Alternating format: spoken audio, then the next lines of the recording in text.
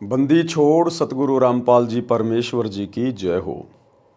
परमपिता परमात्मा सारी सृष्टि के रचनहार, कुल मालिक, असंख्य ब्रह्मांडों के स्वामी, जगत गुरु, तीनों लोकों में प्रवेश करके सबका भरण पोषण करने वाले राजाधिराज, आत्माधार, नाथों के नाथ, देवों के देव, महादेव, सर्वेश्वर, महेश्वर, मृत्युंजय, अजरो अमर, आदि अनादि सनातनी प्रभु, जगत पिता जगदीश्वर, श्री श्री 1008 की उपाधि के वास्तविक अधिकारी, अकाल मूरत सौद स्वरूपी राम वासुदेव, सर्वगतम ब्रह्म, परम पूज्य, प्रथम पूज्य, परम संत, परम पुरुष, परम धनी, परम दयालु, सत्य कबीर, हक्का कबीर, अल्लाह कबीर, अल्लाह अकबर, बाखबर, अल्लाह ताला, जगत के तारणहार, जगत के मुक्तिदाता, जगत के जगन्नाथ, हारे के सहारे, हिंदुओं के राम, मुसलमानों के अल्लाह, सिखों के वाहिगुरु, ईसाइयों के मसीह, दया के सागर दयानिधि, करुणा के सागर करुणानिधि, स्वयंभू परिभू, संकट मोचन, कष्ट हरण, मंगल करण, दुख भंजन, अविगत कबीर, निर्विकार निर्विषम परमात्मा, अलय अलेख सतगुरु,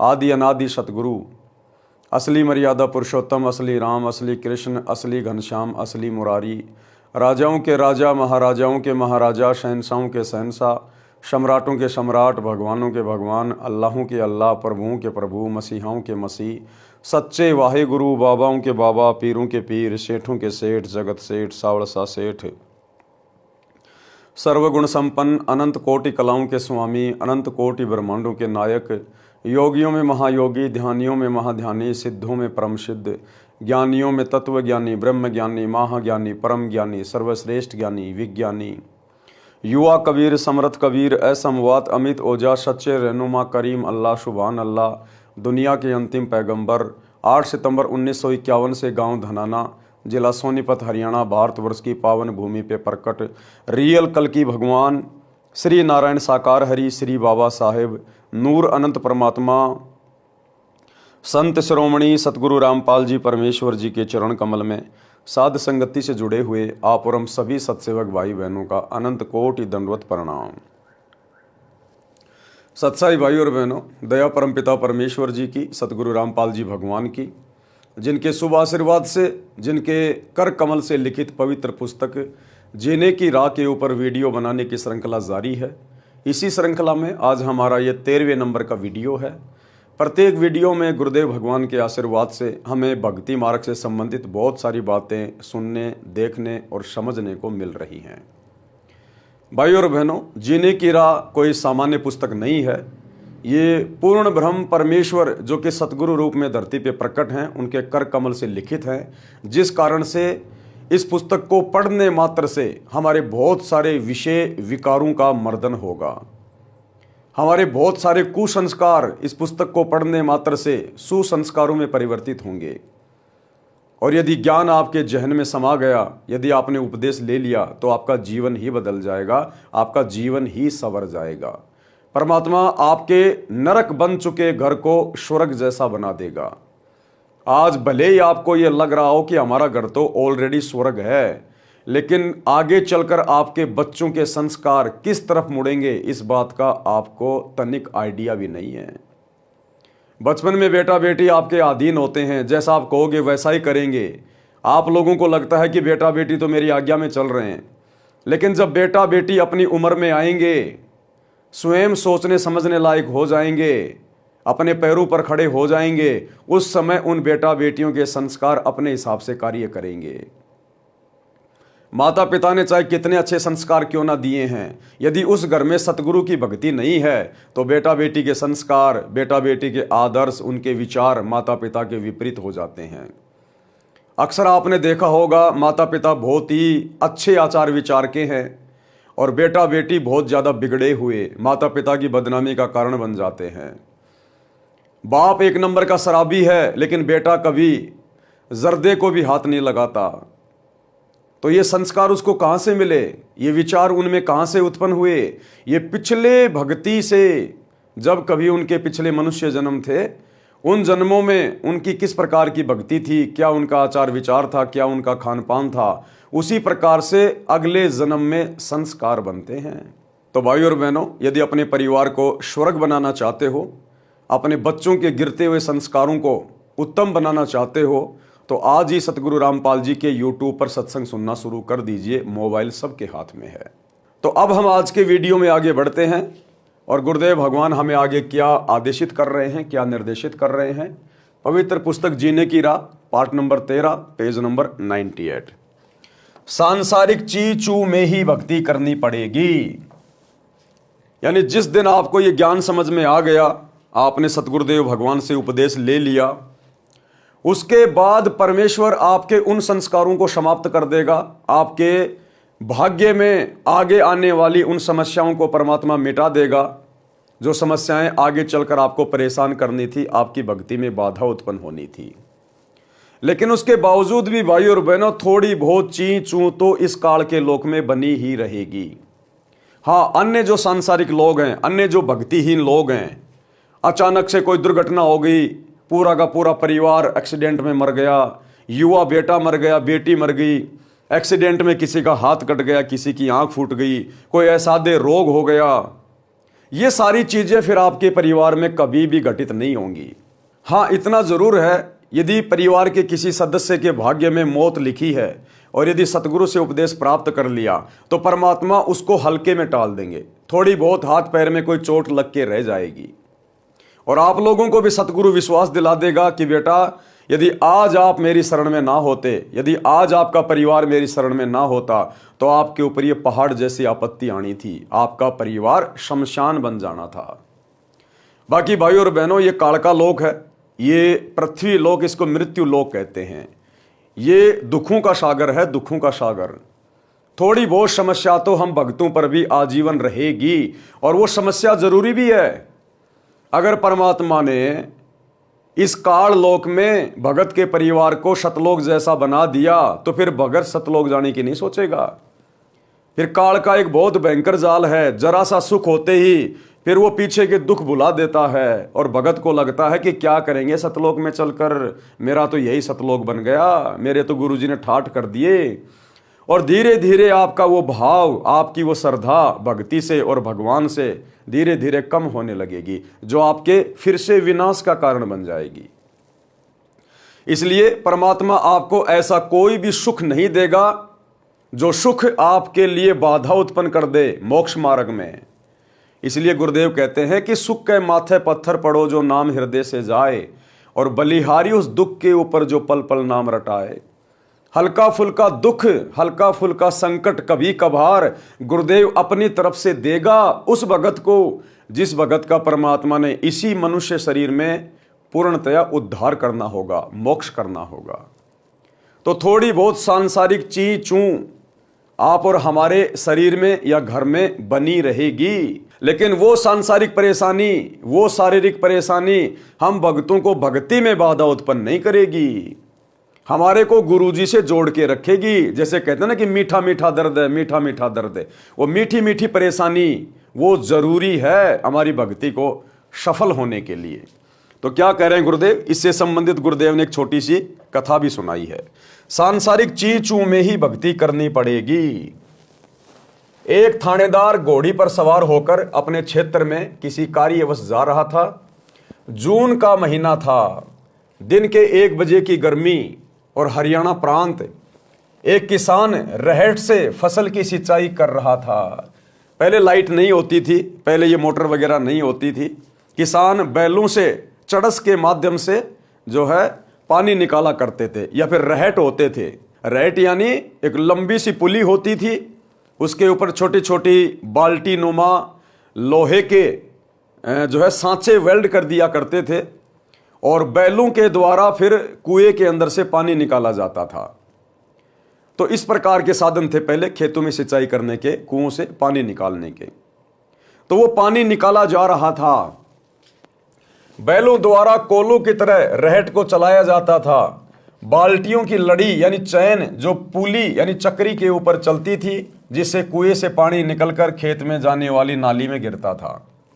रहट के चलने से जोर जोर की ची चू की आवाज हो रही थी।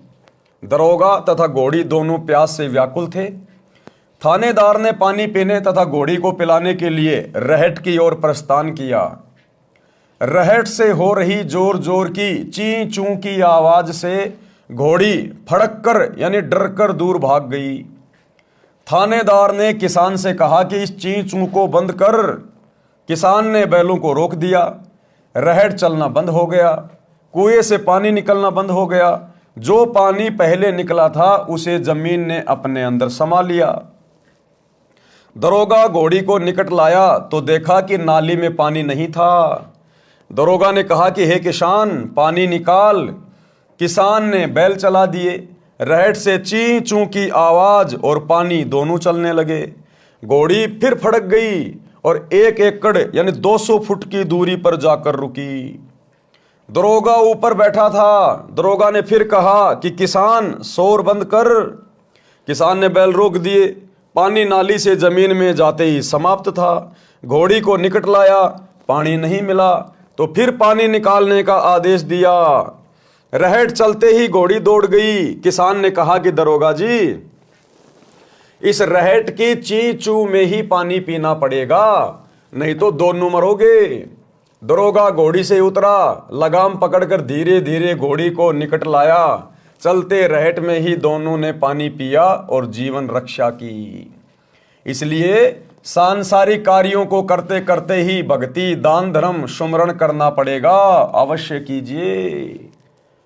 आप सोचो कि ये पृथ्वी लोक ही सतलोक बन जाएगा, ऐसा बिल्कुल भी असंभव नहीं है।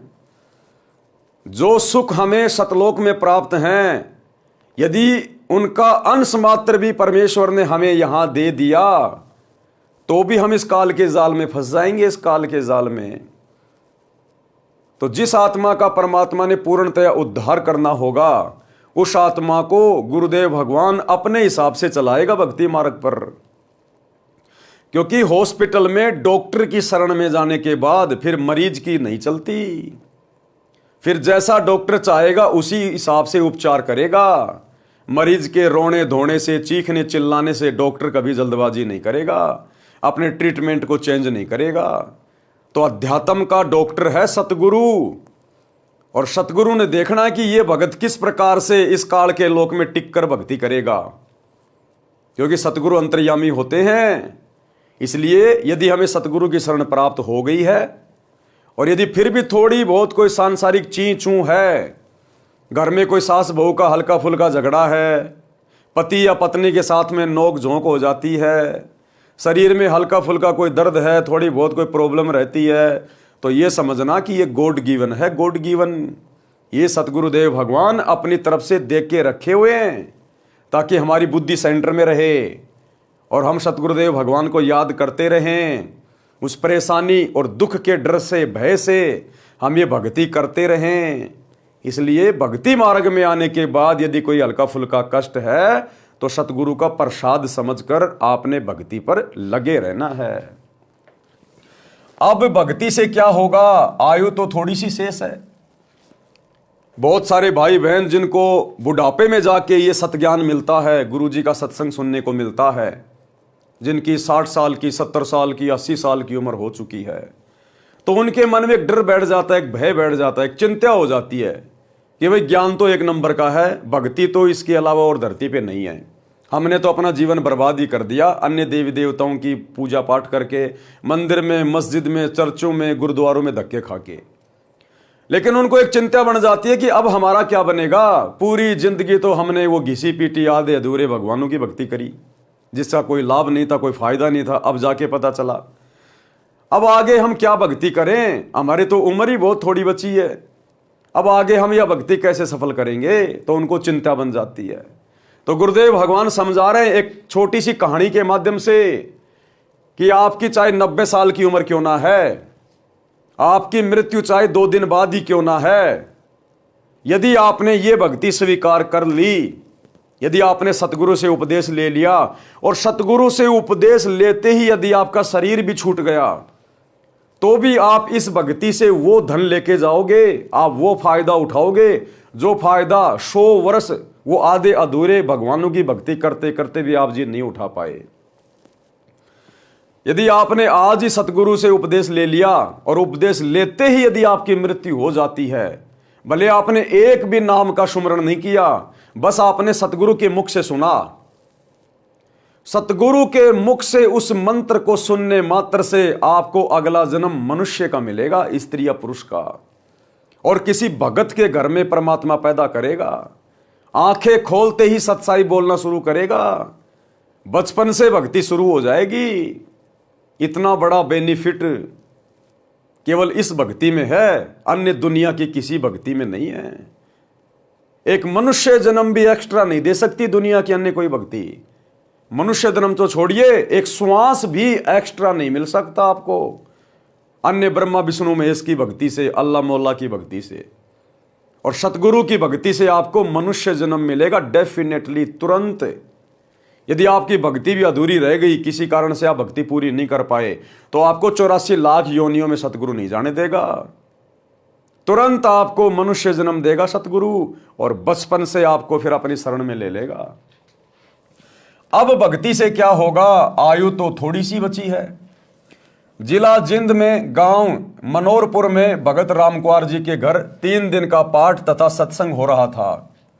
गांव में पुरुष सत्संग को पाखंड मानते हैं, क्योंकि पुराने जमाने में सत्संग का आयोजन वृद्ध स्त्रियां करती थी।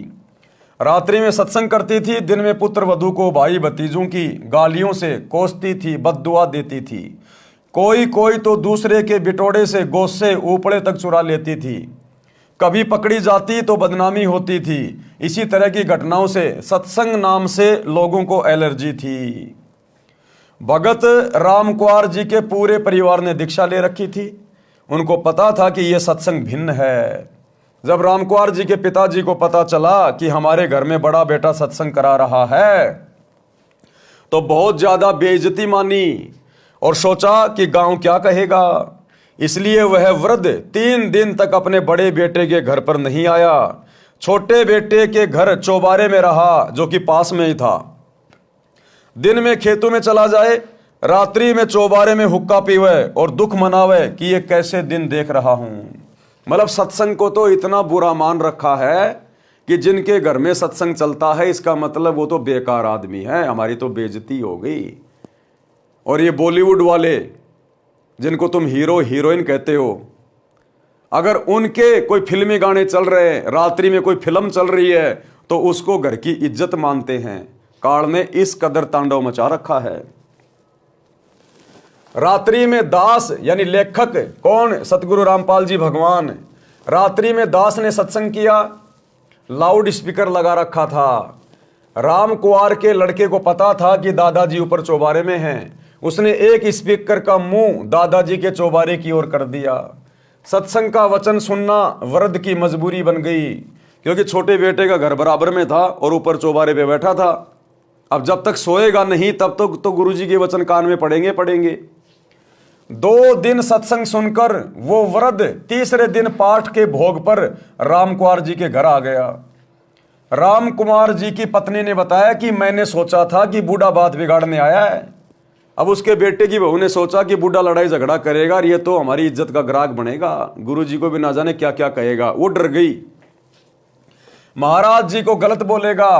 पाठ का भोग लगने के पश्चात रामकुमार जी के पिताजी मेरे सामने बैठ गए और कहने लगे, यानी गुरुदेव भगवान के सामने बैठ गया वो बूढ़ा और आंखों से आंसू निकालने लगा और कहने लगे, महाराज जी मैं तो इस सत्संग से घना नाराज था, परंतु 2 दिन आपकी बात सुनी, मेरे को झंझोड़ कर रख दिया।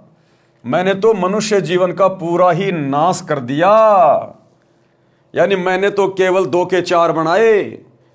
अपने बच्चों के लिए दिन रात मेहनत करके बैल की तरह मैंने तो जमीन खरीद दी, मकान बना दिए, और मैं तो अपने आप को धन्य समझ रहा था। आज आपके सत्संग से पता चला मैंने तो मेरा जीवन बर्बाद कर लिया, बर्बाद। अरे जिस विशेष कार्य के लिए मेरे को परमात्मा ने मनुष्य जन्म दिया था, उसकी तो मैंने शुरुआत भी नहीं की। और मैं तो अपने आप को पोता पोती वाला मान रहा था, अपने आप को कार कोठी वाला मान रहा था कि मेरे सब बेटे शादीशुदा हैं, उनके बच्चे हो गए, सब ने अलग अलग मकान बना लिए। मैंने तो अपना जीवन बर्बाद कर दिया भक्ति की शुरुआत ना करके।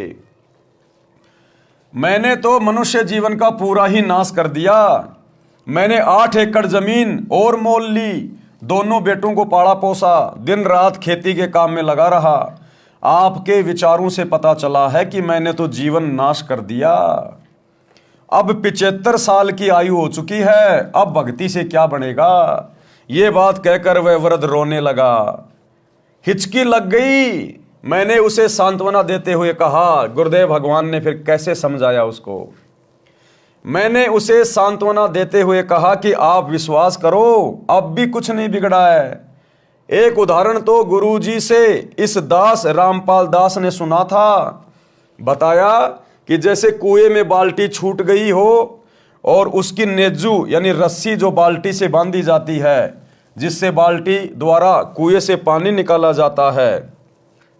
पुराने समय में कुएं लगभग 100-150 फुट गहरे होते थे। कुएं में जा रही हो यानी हाथ से वो रस्सी छूट गई हो, जो व्यक्ति कुएं से पानी निकाल रहा हो और वो रस्सी मान लो उसके हाथ से छूट गई हो, यदि दौड़कर नेजू को पकड़ने की कोशिश करने से नेजू की रस्सी हाथ में आ गई हो तो समझो रस्सी भी आ गई और पानी भी प्राप्त हो गया। यदि यह विचार करें कि बाल्टी तो गई, जाने दे, तो मूर्खता है। इसी प्रकार आपकी आयु रूपी नेजू की पूंछड़ी बची है। अब दीक्षा लेकर सर्व नशा त्याग कर मर्यादा में रहकर साधना करो, मोक्ष हो जाएगा।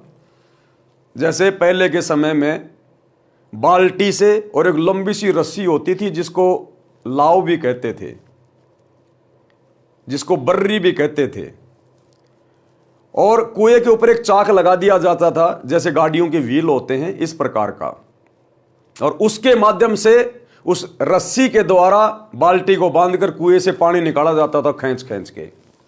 तो गुरुदेव कह रहे हैं यदि किसी की वो बाल्टी और रस्सी हाथ से छूट गई है और वो बाल्टी रस्सी समेत कुएं में जा रही है और दौड़कर यदि पानी भरने वाले ने उसकी लास्ट की पूंछड़ी भी पकड़ ली, उसका लास्ट का हिस्सा भी यदि पकड़ लिया, तो कुछ भी बात नहीं बिगड़ी। दोबारा से खींच लेंगे, वो रस्सी भी आ जाएगी, बाल्टी भी आ जाएगी, साथ में पानी भी आएगा नीचे से।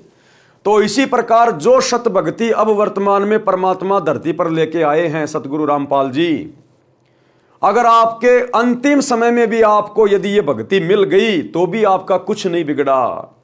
आपने भक्ति का बीज डाल लिया, और सतगुरु की भक्ति का बीज एक बार जिस आत्मा के अंतःकरण में डल गया, उस आत्मा को परमात्मा 84 लाख योनियों में नहीं जाने देता, और तुरंत उसको अगला जन्म गुरुदेव मनुष्य का देते, मनुष्य का, स्त्री या पुरुष का। और यदि वो व्यक्ति वास्तव में भक्ति करना चाहता है, उसको ज्ञान समझ में आ गया, तो उम्र बढ़ाना तो सतगुरु के हाथ में है।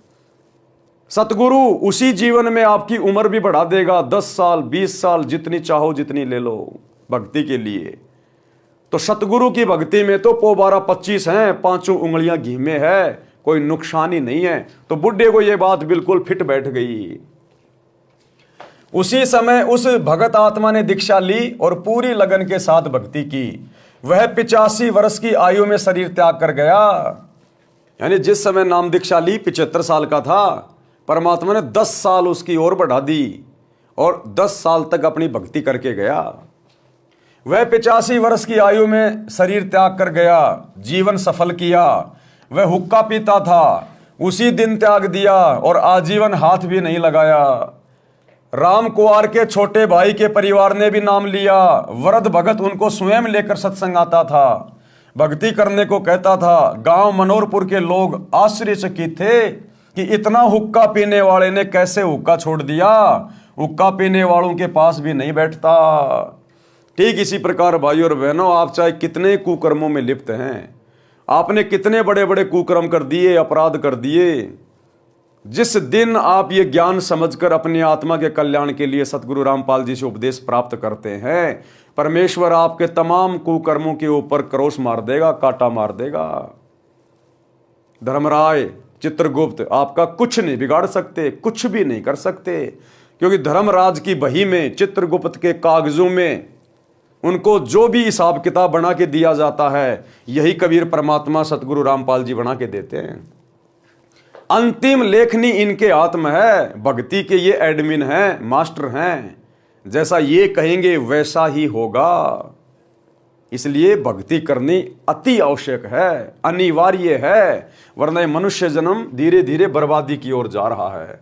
परमात्मा कहते हैं एक के चोट सिधारिया जिन मिलन दा चाह, जिनको वास्तव में परमात्मा की चाहत है, परमात्मा की अच्छी आत्मा है, किसी कारण से उनको ये ज्ञान और नाम नहीं मिल पा रहा था, कहते हैं जब उनको सत्संग सुनने को मिलता है, एक ही सत्संग में उनके कलेजे पे चोट लग जाती है कि हमने करना क्या चाहिए था और इतने दिनों से हम कहाँ बैठे थे, हम क्या कर रहे थे, हमने तो भक्ति की शुरुआत भी नहीं की, अभी तक तो हमारी श्वासें बिल्कुल व्यर्थ में जा रही थी। हरियाणवी कहावत है कि घाम का और ज्ञान का चमका सा लाग गया करे। ज्ञान का और घाम का तो चमका सा होता है। जिस प्रकार किसी को लू लगनी हो, यदि किसी को जेठ के महीने में लू लगनी हो, हेजा होना हो, तो जेठ के महीने में हल्की सी धूप में बाहर निकलते ही वो आदमी बीमार हो जाता है। उसको कहते हैं घाम। घाम यानी धूप लगना। और जिस आदमी को सत्संग समझ में आना होगा, परमात्मा कहते हैं एक झटके में आ जाएगा। एक या दो सत्संग सुनने से ही उसकी आत्मा तड़प जाएगी, उसको चोट लगेगी कि तू क्या कर रहा था, क्या करना चाहिए था। तो कहते हैं ज्ञान का और घाम का तो चमका सा ही होता है। बाकी भाई कितने सत्संग सुनते रहो, फिर वो चिकना घड़ा हो जाता है, फिर वो बात को हल्के में ले लेता है। शब्दार्थ भावार्थ है कि भादवा के महीने में धूप यानी घाम का जोर अधिक होता है। खेत में काम करने वालों को घाम मार जाता है। घाम मारना, धूप से शरीर में हानि होना, हैजा हो जाना, जिस कारण से शरीर में गर्मी बढ़ जाती है, जवर हो जाता है, इसको कहते हैं घाम मार गया। वह व्यक्ति वैद्य को कहता था कि मुझे तो पता भी नहीं चला कब घाम मार गया। वैद्य कहता था कि घाम का तो चमका सा लगता है, यानी अचानक प्रभाव पड़ जाता है। इसी प्रकार जिनको ज्ञान का प्रभाव होना हो तो एक दो बिंदु पर ही ज्ञान हो जाता है और भक्ति पर लग जाता है। चौधरी जीता जाट को ज्ञान हुआ। अब ये चौधरी जीता जाट कौन था, कहाँ का था, कैसे इनको ज्ञान हुआ? और पहले ये चौधरी जीता जाट जी कितनी बड़ी गफलत में जी रहे थे, और जब इनको संत का सत्संग सुनने को मिला, उसके बाद इनका जीवन परिवर्तित हो गया, इनका हृदय परिवर्तित हो गया। गांव खेकड़ा, जिला बागपत, उत्तर प्रदेश में लगभग 275 वर्ष पहले एक जीता राम जाट था। 900 बीघा जमीन थी, गांव का नंबरदार था, सबसे धनी तथा पंचायती आदमी था, सत्य का पक्ष लेता था, झूठ को महत्व नहीं देता था। उसी गांव खेकड़ा में एक संत गीसादास जी उस समय में सत्संग किया करते थे। यानी परमात्मा कबीर जी ही भिन्न भिन्न रूप धारण करके अपनी आत्माओं को सत्संग देने के लिए, ज्ञान समझाने के लिए यहाँ पर आते रहते हैं। तो जो गीसा संत जी थे वे चमार जाति में आए हुए थे। उस समय छुआछात चरम पर थी। संत गीसादास जी को परमेश्वर कबीर जी लगभग 7-8 वर्ष की आयु में जंगल में मिले थे। उनको यथार्थ ज्ञान तथा दीक्षा देकर अंतर ध्यान हो गए थे। बड़े होकर संत श्री गीसादास जी सत्संग करने लगे। आसपास के व्यक्ति सत्संग सुनकर दीक्षा लेकर संकट मुक्त होने लगे। दिन में अपने निर्वाह के लिए कार्य करते तथा रात्रि में सत्संग सुनते थे। महीने में 2 दिन सत्संग करते थे। रात्रि के सत्संग में स्त्रियां पुरुष दोनों जाते थे। गांव में चर्चा चलने लगी कि रात्रि में स्त्रियों का जाना उचित नहीं है, कुछ भी अप्रिय घटना हो सकती है, इसलिए सत्संग को बंद कर दिया जाए। गांव खेकड़ा की पंचायत हुई। पंचायत में सत्संग बंद कराने का निर्णय लिया और यह संदेश स्वयं पंचायत का प्रमुख चौधरी जीताराम जी को कहा गया। चौधरी जीताराम जी संत गीसाराम जी के घर गए। उस दिन सत्संग चल रहा था। गांव की पंचायत के फैसले की चर्चा पूरे गांव में हो चुकी थी। जब चौधरी जीताराम जी पहुंचे तो सत्संग श्रोताओं को लगा कि चौधरी साहब जाट दिमाग के हैं, संत जी से झगड़ा करेंगे। जीताराम जी घर से लाठी लेकर चले थे, जो रास्ते में एक पेड़ के साथ खड़ी करके आगे चले। विचार आया कि भगत कोई झगड़ा थोड़े ही करते हैं, अच्छी सभा में लाठी लेकर जाना पंचायती को शोभा नहीं देता। सत्संग चल रहा था। चौधरी साहब ने विचार किया कि कुछ इसकी बात सुनता हूं, फिर कह सुन लूंगा। यानी वो जीताराम चौधरी संत गीसा जी के सत्संग में ये सोचकर बैठ गया कि पहले इनका सत्संग सुन लेता हूं, क्या सत्संग करते हैं ये, बाद में निपटूंगा इनसे, ये कहकर पीछे की तरफ बैठ गया। सत्संग में वही ज्ञान बताया गया जो आप जी हरलाल जी के प्रकरण में पढ़कर आए हैं। चौधरी साहब तो भावुक हो गए, आंखों से आंसुओं की धारा बह चली। उठकर संत गीसा जी के चरणों में सिर रख दिया और कहा कि हे गुरुदेव, मुझ अपराधी को मारो चाहे छोड़ो, गलती बहुत बड़ी कर दी है। क्या गलती कर दी कि आप जैसे महापुरुष के प्रति मन में दोष पैदा करके, आपके साथ में लड़ाई झगड़ा करने के मकसद से, आपके साथ में मार पिटाई करने के मकसद से मैं नीच यहां पर आया हूं। मैं तुच्छ जीव सत्संग बंद करने का आदेश लेकर आया हूं। क्षमा करो प्रभु, आप दिल खोलकर सत्संग करो, कोई नहीं रोकेगा। संत गीसा जी ने कहा कि चौधरी साहब, जो काम करने आए थे वो कीजिए।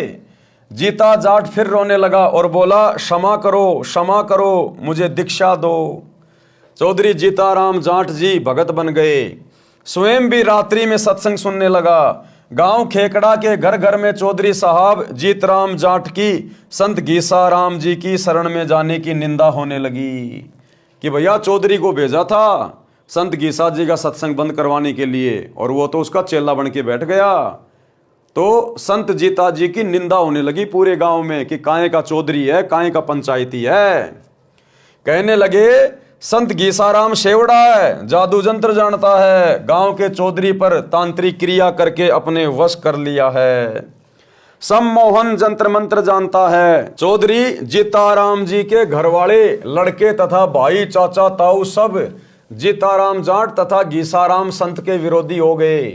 गांव वाले चौधरी जीताराम से कहने लगे कि चौधरी साहब, बुढ़ापे में यानी वृद्ध अवस्था में आप भी बिगड़ गए। चौधरी जीताराम जी को आध्यात्मिक घाम मार गया था, यानी बात उनके समझ में आ गई थी, यानी ज्ञान का प्रबल प्रभाव हो गया था। वह कहते थे कि हे गांव वालों, मेरे तो भाग्य जाग गए जो मैं भगत बन गया और आपकी नजर में बिगड़ गया। भगवान करे मेरे की तरह तुम सारे बिगड़ जाओ, यानी तुम सारे परमात्मा के सत्संग में आ जाओ। इस प्रकार से तो बिगड़ना भी अच्छा है। जिस सत्संग में आत्मा का कल्याण हो, जीवन जीने का तरीका पता चल जाए, मकसद पता चल जाए, जिसको तुम बिगड़ना कहते हो, ये बिगड़ना तो मुझे बहुत पहले ही चाहिए था, लेकिन मेरा दुर्भाग्य कि मैं पहले नहीं बिगड़ पाया। बिना बिगड़े काम नहीं चलेगा। कुछ दिनों के पश्चात गांव की पंचायत हुई और संत गीसा दास जी तथा भगत जीताराम दास जी को गांव छोड़ने का फरमान सुना दिया। दोनों गुरु शिष्य तुरंत गांव छोड़कर दूर स्थान पर एक गांव में सत्संग करके जनता को समझाने लगे। बहुत से व्यक्ति अनुयायी हो गए। संतों के चले जाने के पश्चात गांव खेकड़ा में अकाल मृत्यु होने लगी। पंचायतियों के घरों में परमात्मा का प्रकोप प्रारंभ हो गया। किसी के चारे में आग लगे, किसी के पशु मरने लगे, किसी के परिवार में प्रेत बोलने लगे, किसी की बेटी विधवा हो गई, किसी को अधरंग की शिकायत। गांव में पशुओं में रोग फैल गया।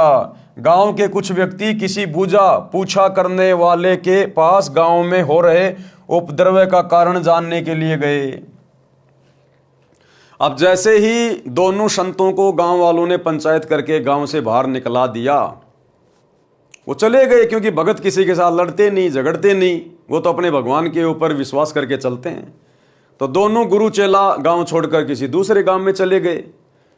भाई 2 टाइम की रोटी परमात्मा ने देनी है, संतों ने अपना सत्संग करना है, वही उनका बिजनेस होता है, वही उनका कार्य होता है। अब पीछे से गांव की दुर्दशा हो गई, दुर्दशा। किसी का पशु मर रहा है, किसी के घर में कोई अकाल मृत्यु हो रही है, किसी के चारे में आग लग रही है। तरह तरह से गांव वालों की दुर्गति होनी शुरू हो गई। उन्होंने किसी से पूछा, कोई बूझा वाजा निकलाने वाले से, किसी ज्योतिष वातिश से, तो उसने कह दिया भैया तुमने संतों को दुखी कर रखा है, और जब तक वो संत वापस इस गांव में नहीं आएंगे, तुम्हारे सीधे दिन नहीं आएंगे, तुम्हारा सही समय नहीं आएगा, ऐसे दुर्गति रहेगी, बल्कि और ज्यादा बढ़ चढ़ के तुम्हें संकटों का सामना करना पड़ेगा। अंत में सभी गांव वाले इकट्ठे होके और संत गीसा जी के चरणों में अपनी वो पगड़ी रख देते हैं। कि भगवान गलती हो गई, मारो या छोड़ो, दया करो हम पे। भाई और बहनों, सोचने की बात है, जिस समय कबीर परमात्मा संत गीसादास जी की भूमिका निभा रहे थे, उस समय वे पूर्ण संत के रूप में नहीं थे। ज्ञान तो उनके पास वही था, समाधान तो वही था, लेकिन वो आगे किसी को देना नहीं था, केवल आत्माओं को वर्तमान भक्ति युग तक चार्ज करना था। आज सतगुरु रामपाल जी परमेश्वर, ये कबीर परमात्मा फुल टू फुल फॉर्म में हैं। आज भक्ति युग है और गुरुदेव इस भक्ति का, मोक्ष का पूर्ण कोर्स लेकर आए हैं। 2014 बरवाला कांड, आने वाला समय युग परिवर्तन का 2028। दुनिया ने आपत्ति मोल ले ली, आपत्ति मोल।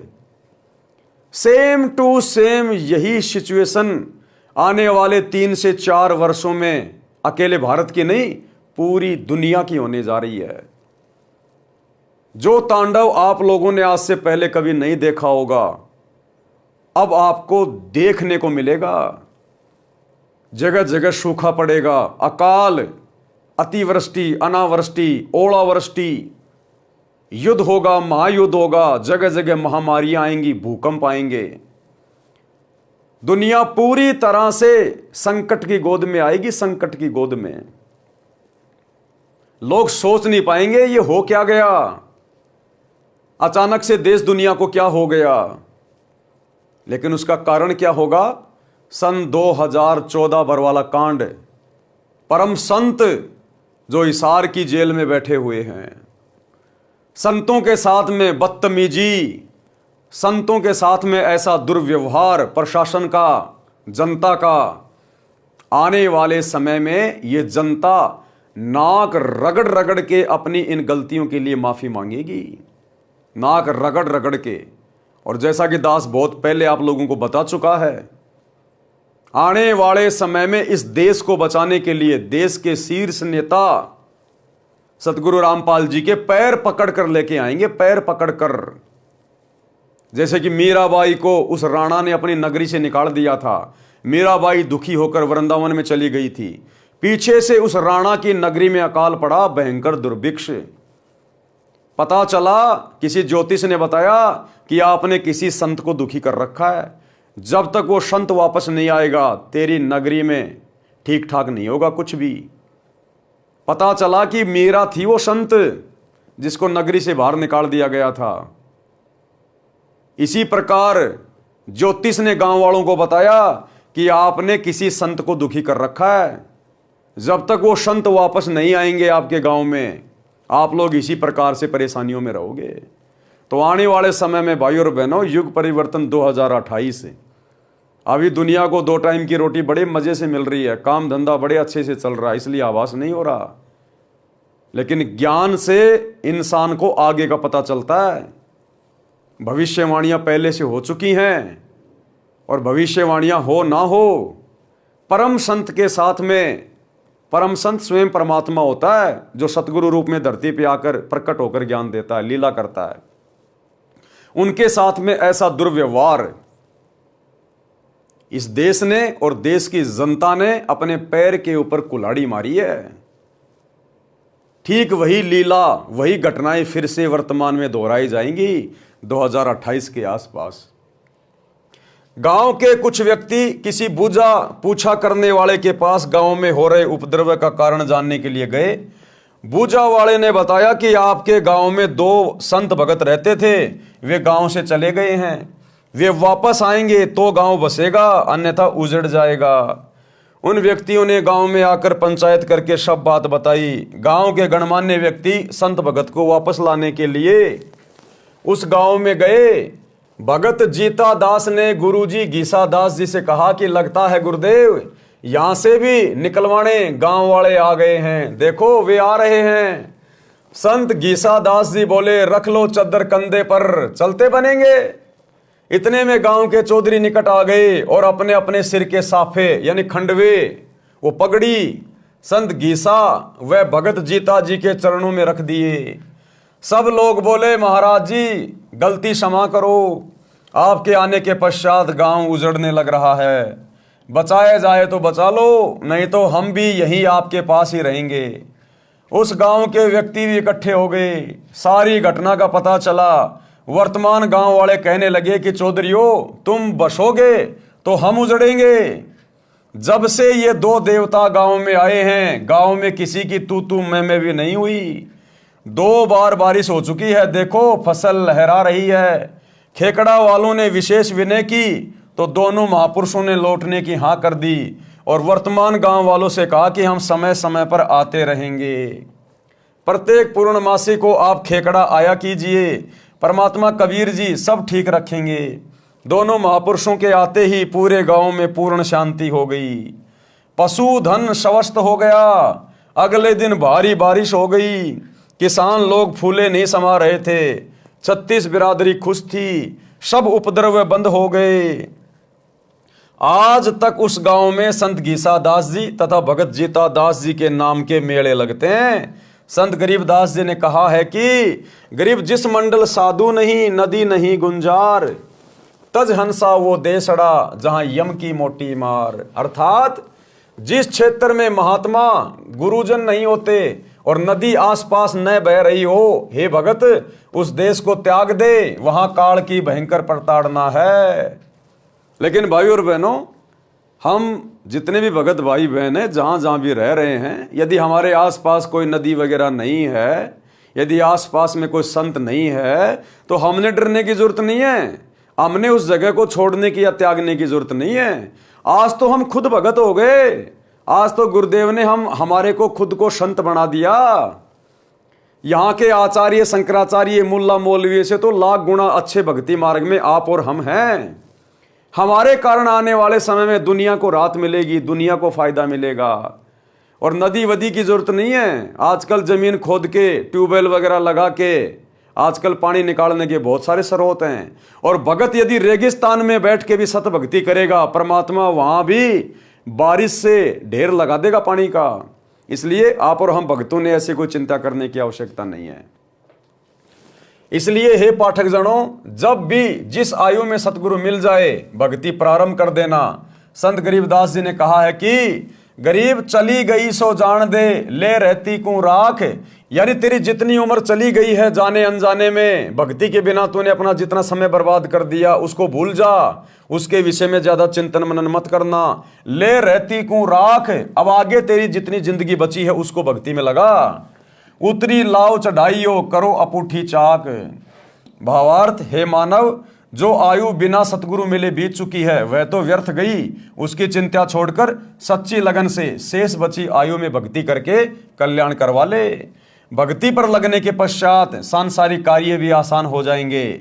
जैसे कुएं से पानी निकालते समय नेजू यानी बाल्टी से बंधी रस्सी चक्कर से उतर जाती तो बाल्टी को खींचना कठिन हो जाता था। नेजू यानी रस्सी को फिर से चक्कर पर चढ़ाकर बाल्टी खींचना बहुत आसान हो जाता है।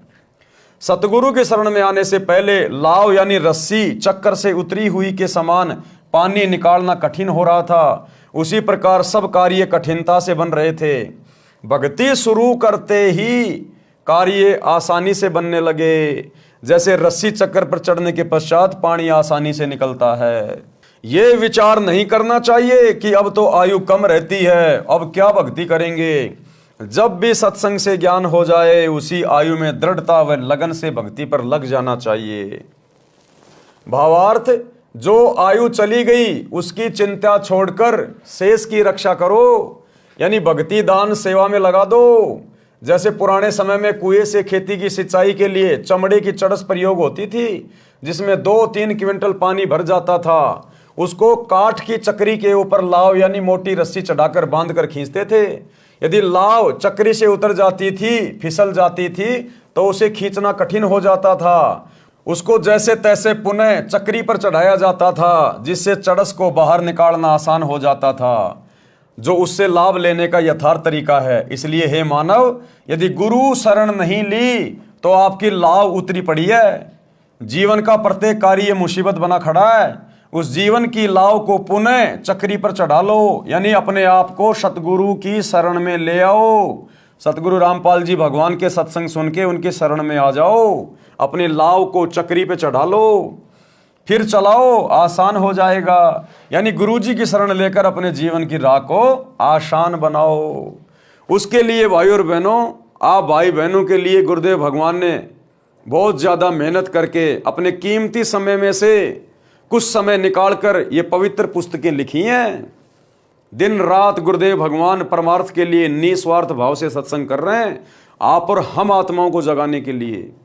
देखो, हम भी आप जैसे ही थे। हमारी सतगुरु रामपाल जी से कोई यारी दोस्ती रिश्तेदारी नहीं थी, हम तो जानते भी नहीं थे। ये हरियाणा के, हम कहीं के, ये किस जाति में आए, हम किस जाति में आए, हमारा कोई लेना देना नहीं।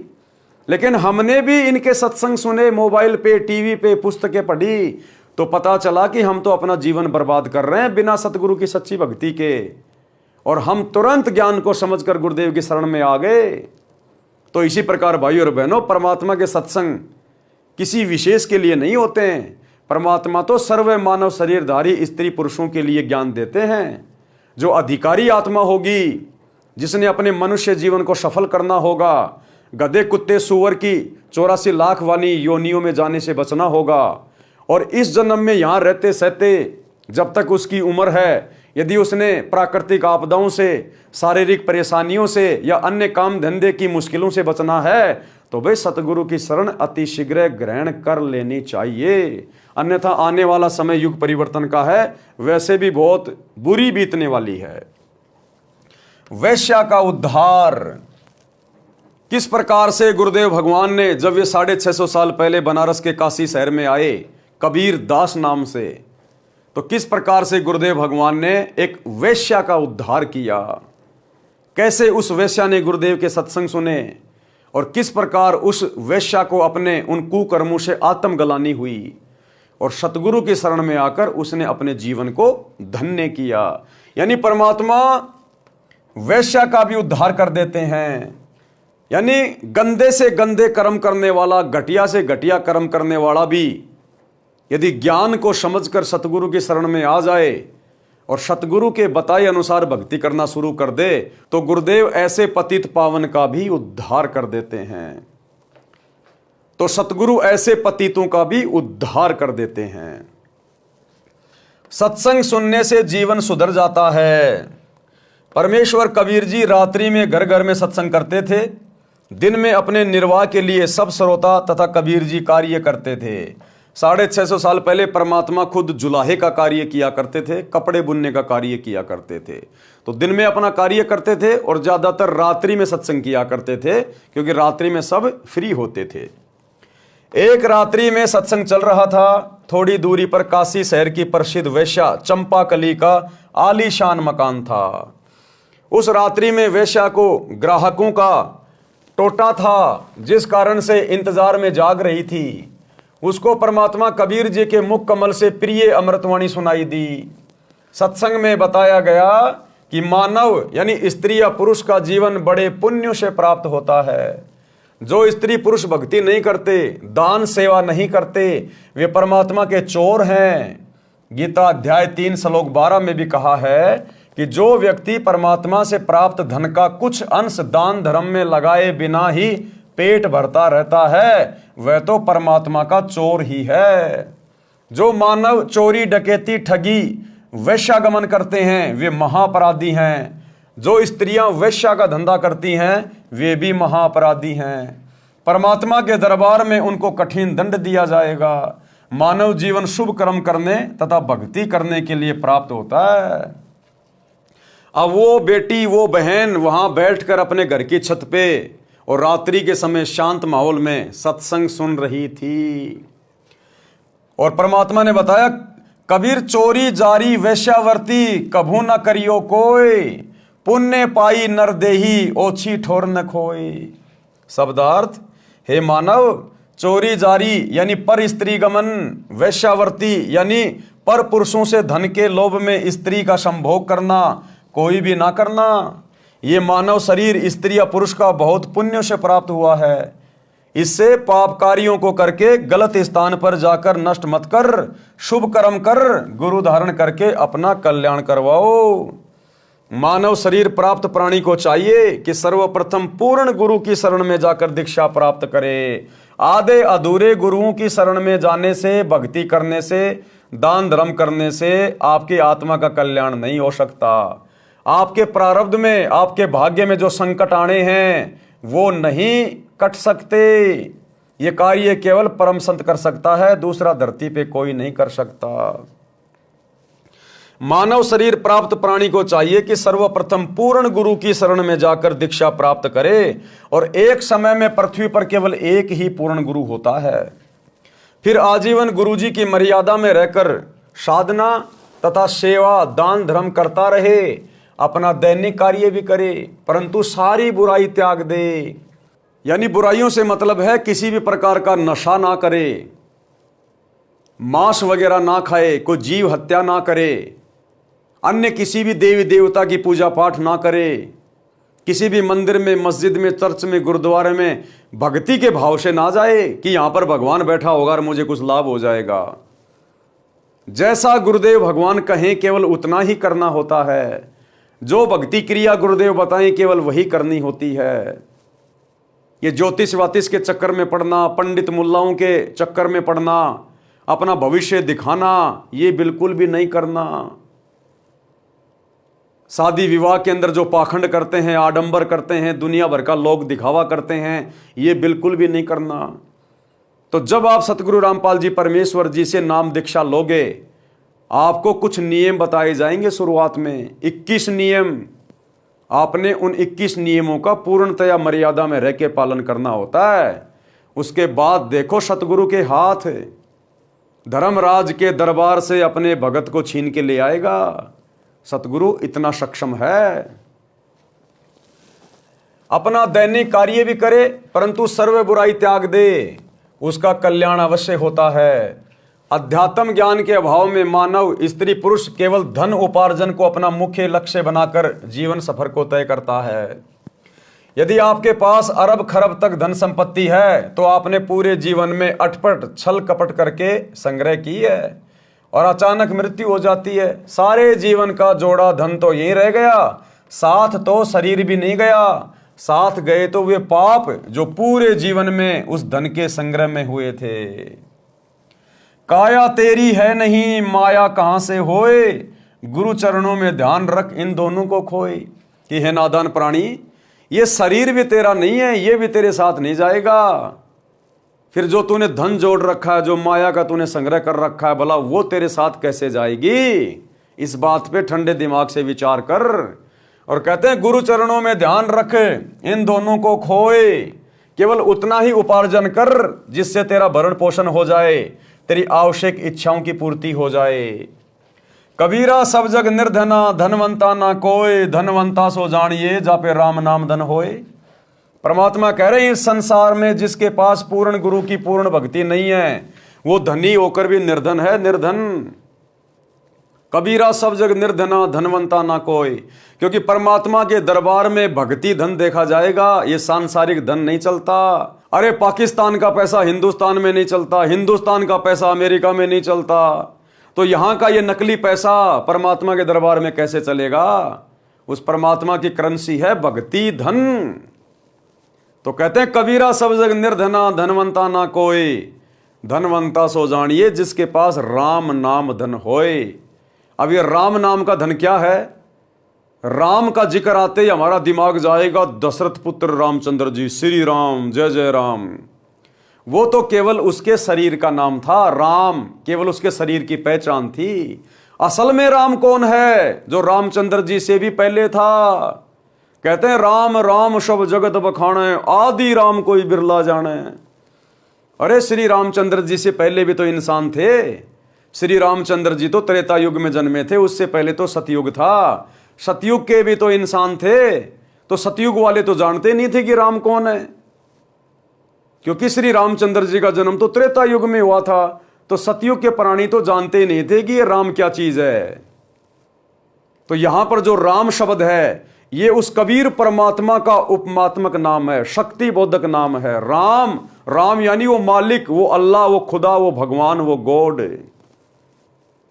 कहते हैं उसकी भक्ति जब तुझे मिलेगी, जब वो सतगुरु रूप में धरती पे आता है जैसे आज आए हुए हैं, और उस समय तुझे वो जो दीक्षा देंगे, जो भक्ति विधि बताएंगे, जो तुझे यज्ञ धर्म दान सेवा करना बताएंगे, वो जब तू मर्यादा में रह के करेगा, उस नाम का जाप करेगा, तो वो है राम नाम धन, यानी भक्ति धन। राम नाम धन यानी सच्चे सतगुरु की भक्ति से अर्जित किया गया धन। कहते हैं कबीरा सब जग निर्धना, धनवंता ना कोई, धनवान वो जानिए जा पे राम नाम धन होए। बिना भक्ति के चाहे कोई अरबपति है, चाहे खरबपति है, चाहे देश का प्रधानमंत्री है, ये शरीर भी साथ नहीं जाएगा, दो मुट्ठी राख बन जाएगा, वो धन कहां जाएगा। वो परमात्मा के दरबार में मुंह लटका के खड़ा होगा, अपने कर्मों का हिसाब करवा रहा होगा, और अगली योनि के इंतजार में गधा बनूंगा या कुत्ता बनूंगा। वहां तो केवल भक्ति रूपी धन देखा जाता है। भावार्थ, जिस काया को यानी शरीर को रोग मुक्त कराने के लिए मानव अपनी संपत्ति को भी बेचकर उपचार कराता है, कहा है कि काया भी आपके साथ नहीं जाएगी, माया की तो बात ही क्या है। पूर्ण गुरुजी से दीक्षा लेकर दिन रात्रि भक्ति कर, गुरुजी के बताए ज्ञान को आधार बनाकर, ज्ञान को आधार बनाकर जीवन की राह पर चल, काया तथा माया से मोह हटाकर भक्ति धन संग्रह कर। हे मानव, मानव का पिछला इतिहास देख ले। सर्व सोने की लंका थी, रावण से रणधीरम, यानी रावण जिसकी पूरी लंका, जिसके पूरे महल सोने से बने हुए थे, और एक नंबर का बलवान था, पावरफुल था, शक्तिशाली था, रिद्धि और सिद्धियां थी उसके पास में। सर्व सोने की लंका थी, रावण से रणधीरम, एक पलक में राज नष्ट हुआ, जम के पड़े जंजीरम। बिना सच्चे सतगुरु की भक्ति के, बिना सच्चे सतगुरु की शरण के, वो रावण जिसकी पूरी लंका सोने की थी, एक पलक में राज विराजे, एक पलक में वो राज्यहीन हो गया। उसकी वो मौज मस्ती, उसकी रिद्धियां सिद्धियां, ऐशो आराम एक पलक में धरी की धरी रह गई। तो कहते हैं एक पलक में सब नष्ट हुआ और जम के पड़े जंजीरम, और यमराज की भेंट चढ़ गया। अब यमराज उसको गधा बनाएगा, कुत्ता बनाएगा, सूअर बनाएगा, गंदी नाली का कीड़ा बनाएगा उस रावण को, क्योंकि पूरी जिंदगी उसने पाप ही किए, उसने पाप ही इकट्ठे किए, धन की ताकत में, अपने शरीर की ताकत में, रिद्धि और सिद्धियों की ताकत में, जबकि वो तो शंकर भगवान का सबसे बड़ा भगत था। रावण के जैसी भक्ति शंकर जी की कोई नहीं कर सकता, जिसने 10 बार अपने हाथ से अपने सिर काटकर अपने इष्ट शंकर जी के चरणों में रख दिए। वो शंकर भी उसकी दुर्गति होने से नहीं बचा पाया उसको, क्योंकि भगवान शंकर डमी गॉड है, कंप्लीट गॉड नहीं है, पूर्ण गॉड नहीं है। ये कर्मों से अधिक नहीं दे सकते, जितना किया है उतना ही दे सकता है। ये अपने भगत को सद्बुद्धि नहीं दे सकते, क्योंकि ये तीनों भगवान खुद दुर्बुद्धि के शिकार हैं, काल के अधीन हैं। तो भगवान शंकर की भक्ति रावण जैसी कोई नहीं कर सकता। और जब उसकी ऐसी दुर्गति से कुत्ते वाली मौत हुई, तो वर्तमान के शंकर जी के भगत समझ लेना, वही विचार कर लेना तुम्हारे साथ में क्या बनेगी, इस जन्म में नहीं तो किसी अगले जन्म में। ये पीछा छूटेगा केवल पूर्ण गुरु की शरण में आकर सत भक्ति करने से, अन्यथा इंसान को सद्बुद्धि भी नहीं आ सकती। सद्बुद्धि क्या होती है? अरे भगवान शंकर को खुद को सद्बुद्धि नहीं भाई। आपने सुख सागर पढ़ा होगा, किस प्रकार से काम वासना से प्रेरित होकर और मोहिनी के पीछे पीछे जंगल में चल दिए। भगवान शंकर का वीर्यपात हो गया, इतने काम वासना में आरूढ़ हो गए। तो जब इन भगवानों को खुद सद्बुद्धि नहीं है, खुद ये काल प्रेरणा से दुर्बुद्धि के शिकार हैं, ये काल की कठपुतली बनकर कार्य कर रहे हैं, कठपुतली बनकर, तो इनकी भक्ति करने से भला आप और हमारा क्या उद्धार होगा? आप और हमारे संस्कार कैसे परिवर्तित हो सकते हैं? आप और हम कैसे मोक्ष प्राप्त कर सकते हैं? जबकि आज के लोगों के पास तो श्री शंकर जी की भक्ति की विधि भी नहीं है। अरे रावण तो विधि विधान से भक्ति करता था, डायरेक्ट जाके शंकर जी से मिलके आता था। आज के लोगों के पास तो सिवाय शंकर भगवान के नाम पर सुल्फा पीने के अलावा बम बम बम बम करने के अलावा नाम भी बिगाड़ दिया शंकर जी का, बम बम बम बम। अब बम तो फटेगा भैया, बम को जब आग लगेगी तो बम तो फटेगा, और फटेगा तो नुकसान ही करेगा। तो वर्तमान में तो धरती पर काल उपासना करने वालों के पास में श्री शंकर जी, श्री ब्रह्मा जी, श्री विष्णु जी की यथार्थ भक्ति भी नहीं है। तो सोचिए आम प्राणियों का क्या होगा जब रावण की ऐसी दुर्गति हुई, कुत्ते वाली मौत को प्राप्त हुआ और फिर 84 लाख योनियों में गया, कहीं गधा कुत्ता सुअर बन के घूम रहा होगा। इसलिए आज मौका है, अगर आपको ब्रह्मा विष्णु महेश तक की भी सही साधना करनी है और यहीं पर आपको गधा कुत्ता सुअर बनना है, तो भी आपको सतगुरु रामपाल जी से उपदेश लेना पड़ेगा, क्योंकि वर्तमान में इनके अलावा पृथ्वी पर ना तो कोई 3 लोक की भक्ति देने का अधिकारी है और ना कोई शतलोक की भक्ति देने का अधिकारी है।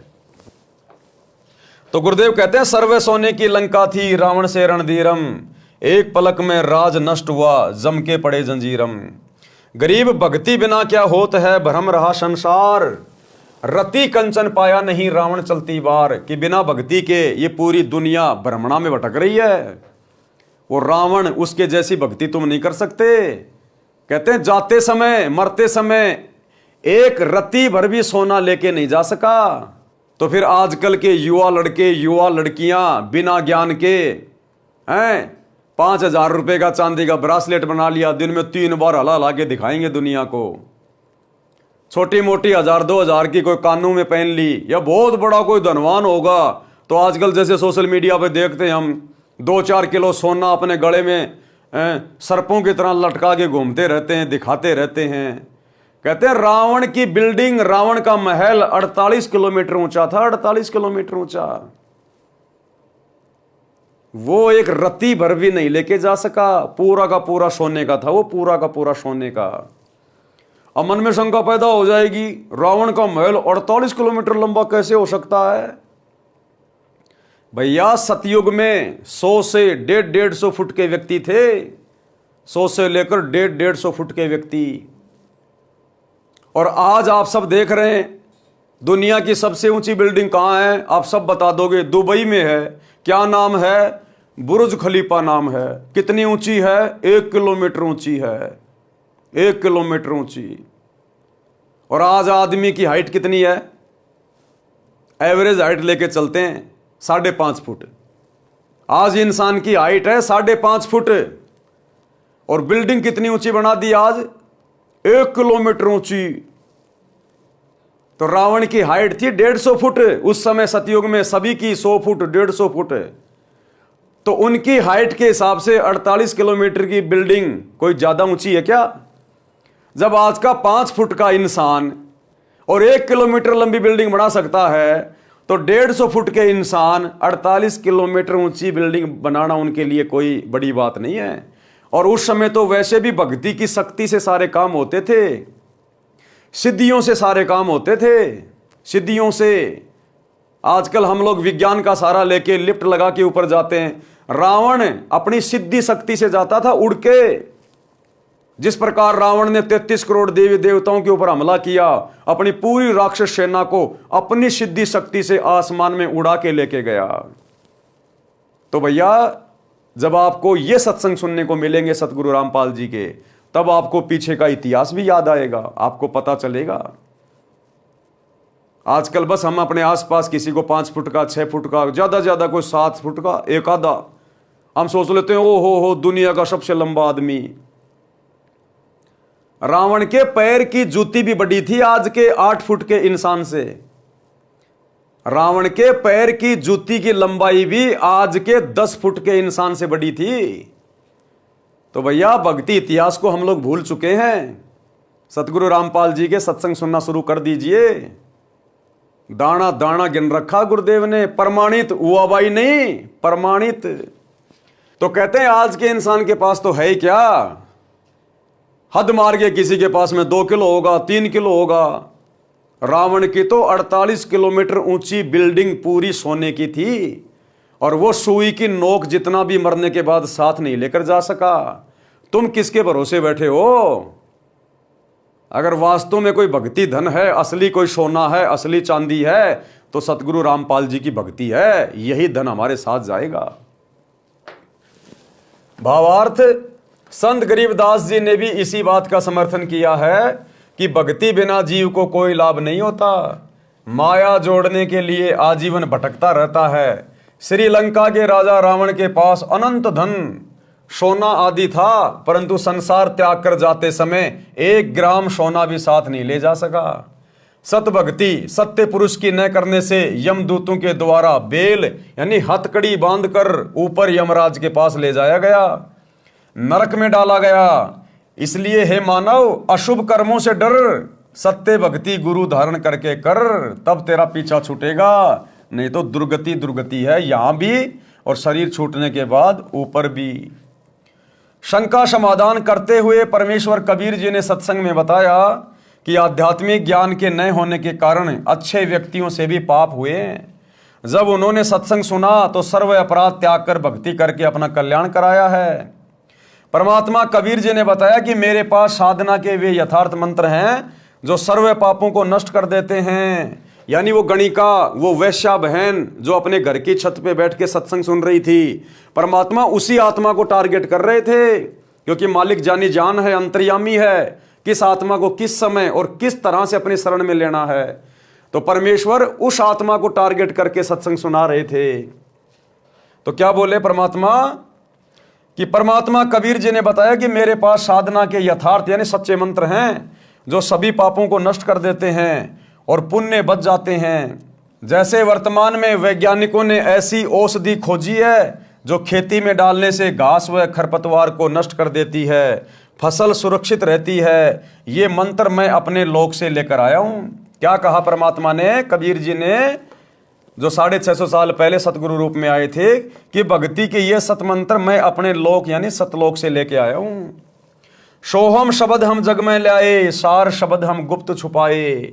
सोहम नाम का जो मंत्र है, ये मंत्र यहां इस पृथ्वी पर किसी भी धर्मशास्त्र में आपको लिखा हुआ नहीं मिलेगा, सिवाय कबीर परमात्मा के। और कबीर परमात्मा से परिचित जितने भी संत हुए हैं, उसके बाद उन्होंने अपने जो ग्रंथ लिखे हैं, जैसे आदरणीय नानक जी जो कबीर जी के शिष्य थे, नानक जी के ग्रंथ में आपको सोम शब्द का जिक्र मिलेगा। आदरणीय गरीबदास जी जो कबीर परमात्मा के शिष्य थे, उनके सदग्रंथ साहिब में आपको इस मंत्र का जिक्र मिलेगा। आदरणीय दादू जी के ग्रंथ में, उनकी वाणियों में आपको इन मंत्रों का जिक्र मिलेगा। अन्यथा जितने भी धर्म ग्रंथ हैं, हिंदुओं के 4 वेद, गीता जी, मुसलमानों की कुरान मजीद, कुरान शरीफ, तौरेत, जबूर, इंजल, ईसाइयों की बाइबल, आपको कहीं भी सोहम शब्द नहीं मिलेगा। ये सोहम शब्द कबीर परमात्मा इस काल के 21 ब्रह्मांड में लेके आए। सोहम शब्द हम जग में लाए, सार शब्द हम गुप्त छिपाए। शब्दार्थ ऊपर किया है। ऋग्वेद मंडल 9 सूक्त 95 मंत्र 2 में भी प्रमाण है कि परमात्मा इस संसार में प्रत्यक्ष प्रकट होकर, प्रत्यक्ष प्रकट कैसे होते हैं? सतगुरु रूप में। क्योंकि कबीर परमेश्वर स्वयंभू हैं, वे किसी मां के गर्भ से जन्म नहीं लेते। उनकी लीला अजब गजब होती है। नामा और रैदास रसीला, कोई न जाने अवगत की लीला। वे स्वयंभू हैं, मां के गर्भ से जन्म लेके नहीं आते, लेकिन सांसारिक दिखावे में ऐसी लीला करते हैं कि जैसे ये एक स्त्री और पुरुष के सहयोग से जन्म लेकर आए हैं। प्रत्यक्ष प्रकट होकर अपनी अमृतवाणी द्वारा मुक्ति के सत्य मार्ग की प्रेरणा करता है। वह परमात्मा सब देवों का देव यानी सर्व का मालिक, भक्ति के गुप्त नामों का आविष्कार करता है। यदि कोई महापापी भी है, सत्य साधना करने लग जाता है और भविष्य में कोई पाप नहीं करता है, तो उसके सारे पाप समाप्त हो जाते हैं। भक्ति करके अपना कल्याण करा सकता है। अब ये सारी बातें वो गणिका बहन, वो वैश्या बहन बैठी बैठी सुन रही थी। उसको तो धक्का सा लगा, झटका सा, कि मैंने तो पूरी जिंदगी कोरे पाप कमाए हैं, हे भगवान मेरा क्या ठिकाना होगा। वो आत्मा बेचैन हो गई। उपरोक्त अमृत वचन सुनकर वह बहन वैश्या जैसे गहरी नींद से जागी हो, कांपने लग गई। घर में ताला लगाकर सत्संग स्थल पर गई, पीछे ही महिलाओं की ओर बैठ गई। सत्संग समाप्त होने के पश्चात आवाज लगी कि जो दीक्षा लेना चाहता है वह आगे गुरुदेव जी के पास आ जाए। कुछ स्त्री तथा पुरुष उठकर आगे आए, वह वैश्या भी आई और गुरुदेव जी को अपना परिचय दिया और बताया कि मैंने तो 40 वर्ष की आयु में प्रथम बार ये उपकारी वचन सुनने को मिले। हे परमात्मा, क्या मेरे जैसी पापिन का भी कल्याण संभव है?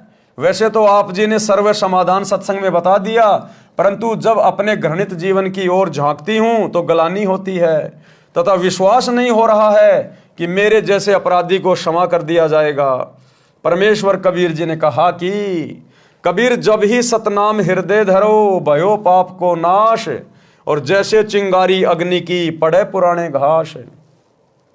भावार्थ, जैसे करोड़ों टन सूखे घास का ढेर लगाओ, यदि उसमें एक तिल्ली माचिस की जलाकर डाल दी जाए तो उस घास को राख बना देती है।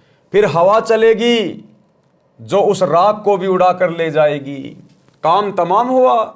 इसी प्रकार करोड़ों जन्मों के भी पाप क्यों ना हो, मेरे सच्चे मंत्र का जाप उसे जलाकर राख कर देगा। भविष्य में कोई गलती न करना, आत्म कल्याण हो जाएगा। आज वर्तमान में भाई और बहनों, हमारा सौभाग्य धरती पर वही कबीर परमात्मा सतगुरु रूप में प्रकट है।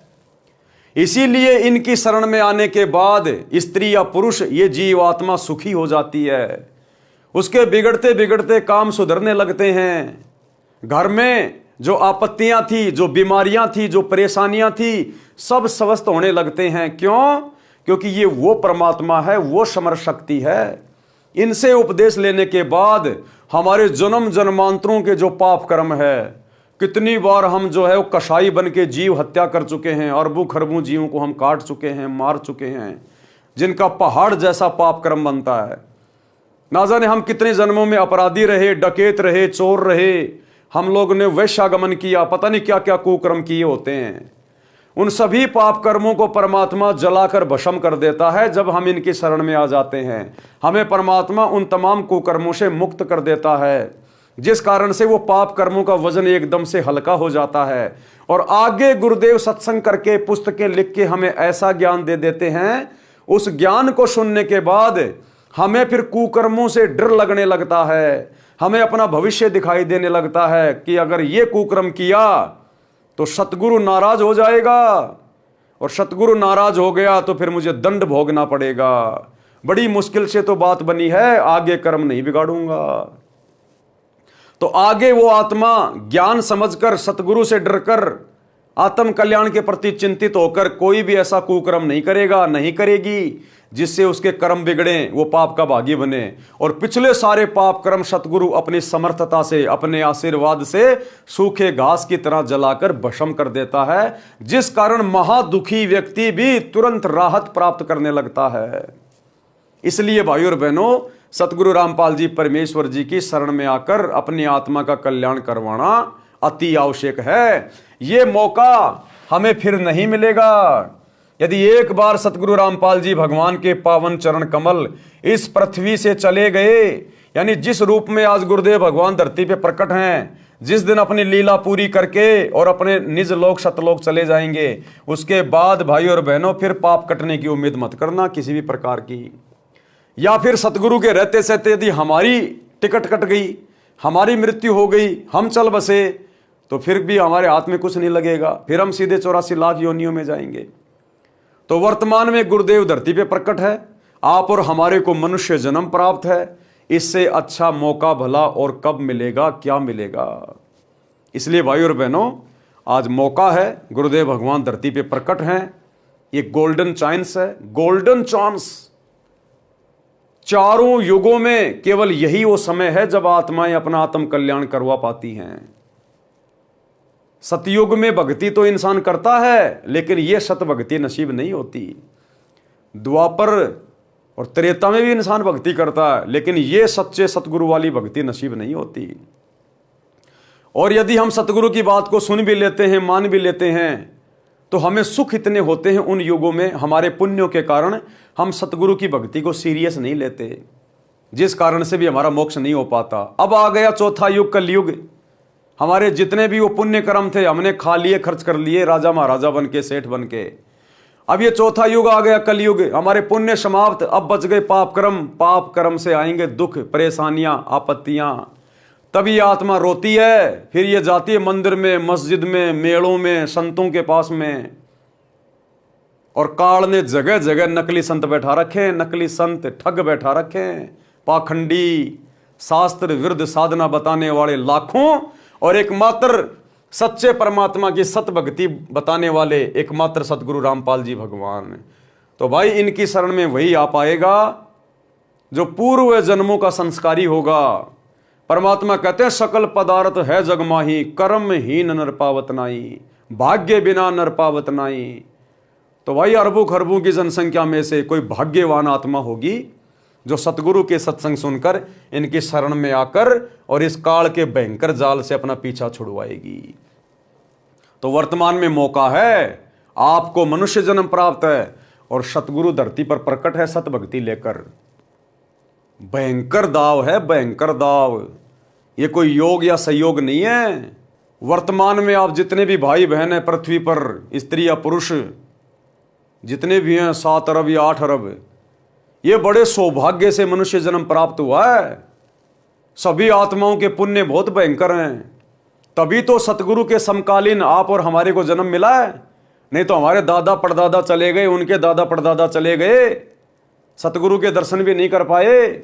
और आज तो गुरुदेव भगवान ने ऐसी दया कर दी आप और हमारे ऊपर, घर बैठे अपने सत्संग भेज दिए। जेब से मोबाइल निकालो, यूट्यूब पे जाके सर्च करो, सत्संग सतगुरु रामपाल जी भगवान, सृष्टि रचना सतगुरु रामपाल जी भगवान। और ये दुनिया भर के फालतू के वीडियो, रील्स वगैरह, शॉर्ट वीडियो वगैरह, एंटरटेनमेंट के वीडियो वगैरह, फालतू की अश्लील फिल्में, ये दुनिया भर के ये उल्टे कुकर्म जो करते हो ना, जो केवल तुम्हारे कर्म ही बिगाड़ सकते हैं। थोड़ा थोड़ा समय निकाल के सतगुरु के सत्संग सुनना शुरू कर दो। परमात्मा धरती पे आया हुआ है, परमात्मा। ये बातें उस समय तुम्हारे दिल में घर करेंगे जब एक बार सत्संग सुनना शुरू करोगे। ज्ञान से ही ज्ञान होता है, ज्ञान से ही ज्ञान। आंखें मलते रह जाओगे फिर अगर ज्ञान समझ में आ गया तो कि ये भगवान कहां अंधेरे में सो रहे थे। अगला जन्म गधे कुत्ते सूअर का था अगर सतगुरु रामपाल जी की शरण में नहीं आ जाते तो भाई और बहनों, समझदार होगा वो तो विचार करेगा, बुद्धि विवेक से काम लेगा। जिस चिंतन मनन के लिए, सोचने विचारने के लिए परमात्मा ने हमें ये बुद्धि दी है, ये मनुष्य जन्म दिया है, जानवरों से अधिक हमारे को ये बुद्धि दी है, वो तो इस बुद्धि का सदुपयोग करेगा गुरुदेव के सत्संग सुन के। अन्यथा वही जानवरों वाले कर्म करता करता, बच्चे पैदा किए, बच्चों का पालन पोषण किया, खाया पिया, मौज मस्ती मारी, और अंत समय में किसी टायर के नीचे आके फूट के मर गया या किसी हॉस्पिटल में किसी बीमारी से तड़प तड़प के मर गया। वो तो वही कर्म करते हुए जाएगा संसार से जो जानवर करते हुए जा रहे हैं। तो उसमें जानवर में तो फिर कोई अंतर नहीं हुआ, अगले जन्म में फिर उसको जानवर ही बनना है।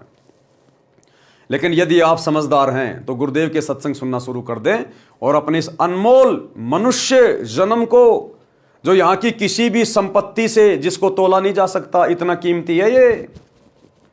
अगर हीरे का पहाड़ भी एक तरफ रख दिया जाए और ये मनुष्य जन्म दूसरी तरफ रख दिया जाए तो इस मनुष्य जन्म का वजन ज्यादा है उस हीरे के पहाड़ का नहीं, क्योंकि हम इससे अपना आत्म कल्याण करवा सकते हैं। सतगुरु के साथ विमान में बैठ के शतलोक जा सकते हैं। तो भाई और बहनों, आज के वीडियो में हम केवल इतना ही लेंगे। कल रात्रि 8 बजे रंका बंका की कथा, ये क्या कथा है, रंका बंका कौन थे, कैसे इनको सतगुरु की शरण मिली और कैसे इन्होंने अपने जीवन को आबाद किया, तो ये कथा हम कल रात्रि 8 बजे गुरुदेव के आशीर्वाद से पढ़ेंगे। तब तक गुरुदेव भगवान हम सबको आज्ञा दे, इजाजत दे, सद्बुद्धि दे, आशीर्वाद दे। बंदी छोड़ सतगुरु रामपाल जी भगवान की जय हो।